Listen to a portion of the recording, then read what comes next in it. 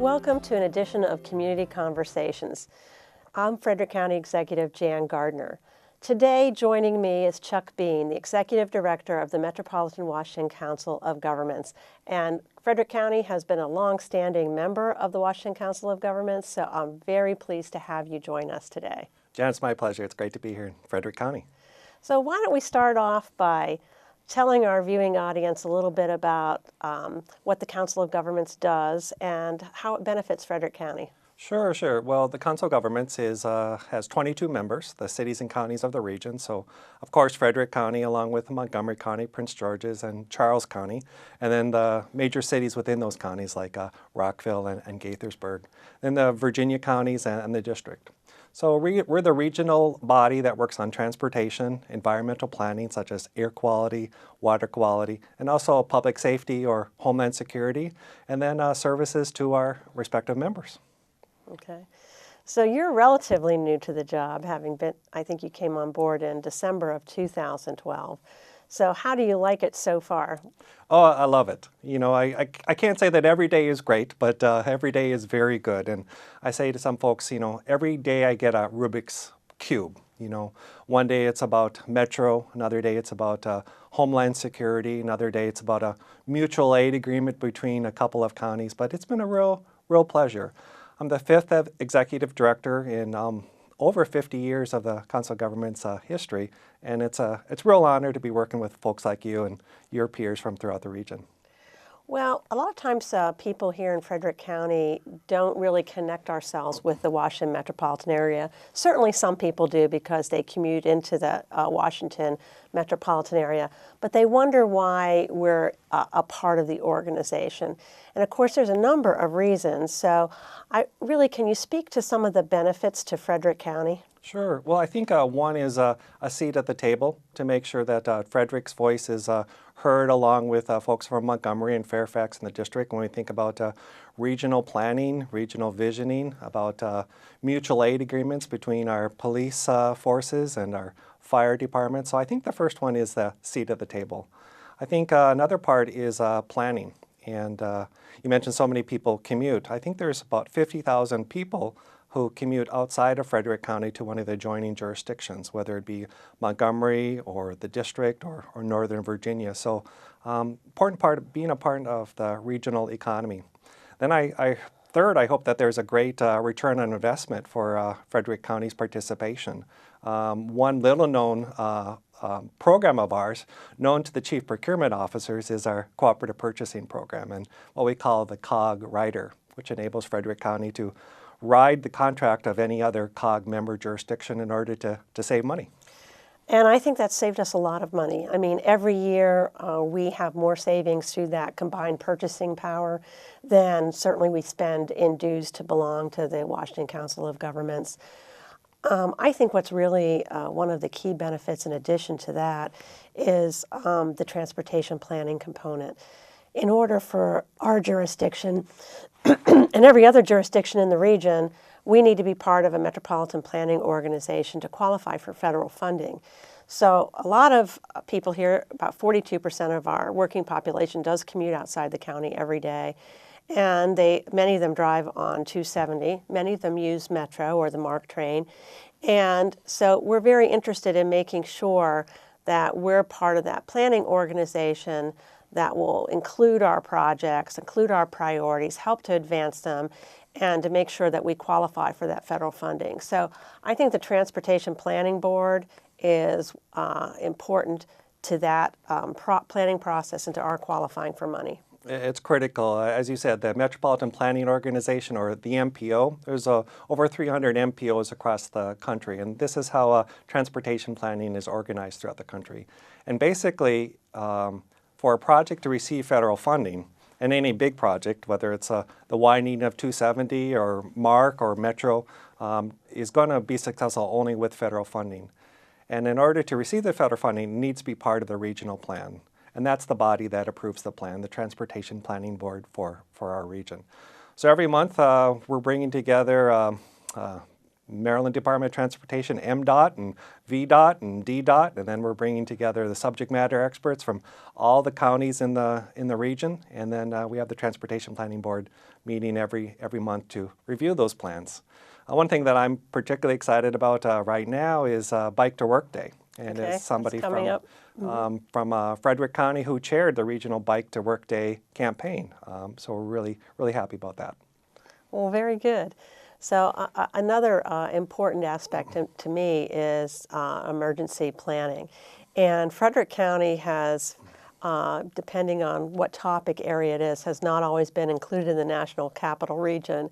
But because of our partnership through COG, we really are often included in not only the planning, but the sharing of money and resources. And, you know, all of the emergency planning became important, particularly after September 11th. But, you know, we look today at things that are happening around our country, and we know that if we have a significant event, whether it's a natural disaster or some other kind of emergency, that we really do need each other. And I think we've benefited greatly from having that connection for our public safety first responders. Absolutely. The fire chiefs meet on a monthly basis at COG, as do the police chiefs. And when they have subject matter experts that need to work on something particular, SWAT teams or tactical or sharing information, then there are subcommittees of those groups. So coordination around emergency preparedness or homeland security is a big part of our efforts. And I think sharing information and developing ability to share information digitally.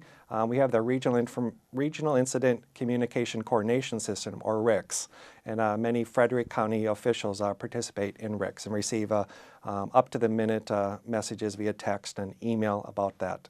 So I think whether it's you know, the city of Frederick or Brunswick on the Potomac, we're all better off if we're able to coordinate, whether it's water security or natural disaster or man-made incident.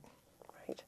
So I think it's really important for our viewers to understand that because of our relationship, we have also benefited from the funding that comes to the National Capital Region and from the training exercises.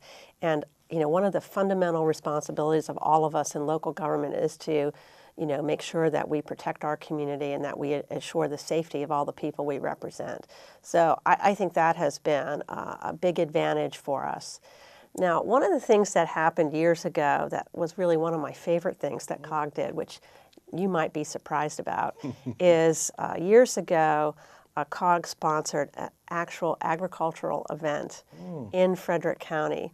And this is of interest to people from the standpoint that, and it was the most unique presentation I've seen about how each county, how much food it can provide to itself, how much people consume and how much they provide. And really, as a region, when we talk about sustainability, it was an incredibly interesting conversation. I'd love to see that be revisited again, because for the suburban counties, and even for some of our more urban counties like Montgomery County with its ag reserve, there is an interest in agriculture, and certainly there's a growing interest in people buying homegrown and local food products. And I just thought it was a fun exercise. Well, Jan, I think we'd love to do that, and with your participation on the COG board, I think that we could make that happen. I think what we want to do is respond to the aspirations of our members, and if it's a more mixed-use development in the city of Frederick, or if it's preservation of our green space, whether that's agricultural or forest, that's what we want to aspire to do. Okay. I think another benefit for all the members is to do that regional economic planning. Everybody's interested in job creation. We're certainly interested in attracting the younger generation and having those vibrant communities. There's a lot more discussion about interest in locating near public transportation, and that's a real challenge for some of us in our more suburban areas. So we're really going to see, I think, a change in how job creation happens in our region. So can you speak to that a little bit? Sure. I think as a board, COG is very interested in regional economic competitiveness and how we make this region more economically competitive. We've seen some decline in the federal presence in our region, decline in federal procurement in our region. So there's a general consensus that we need to diversify, but diversify off of our strengths. Now, from my perspective, I think we see some low-hanging fruit where we can leverage, for example, better the federal labs. So whether it's federal facilities like Fort Detrick or NIST in Gaithersburg or FDA or NIH, they're supposed to be doing technology transfer. And so if we can better align our regional economic development plans with some of the key assets that are already here, the federal labs, the universities that are here, then I think we can be on the path to innovation, and that will be the ability to commercialize and monetize. So that's part of the competitiveness plan, but as you're saying, part of it is quality of life. And I think talent will be attracted to quality places. And then I think in the 21st century, jobs will follow talent. So I think Frederick County is well preserved with the really high quality places that are in the county. Well, we do pride ourselves on our excellent public schools and our high quality of life. I think we strike a good balance in our community. Certainly the city of Frederick is very vibrant and hopefully will attract the young people. But you know, we are interested in leveraging all the research that the federal government does here at Fort Detrick, at the National Cancer Institute, and even in some of the other regional universities and federal facilities. So we're all looking at how to do that. I think incubators is part of the key to that, but I think there's more collaboration that's needed to make those jobs happen.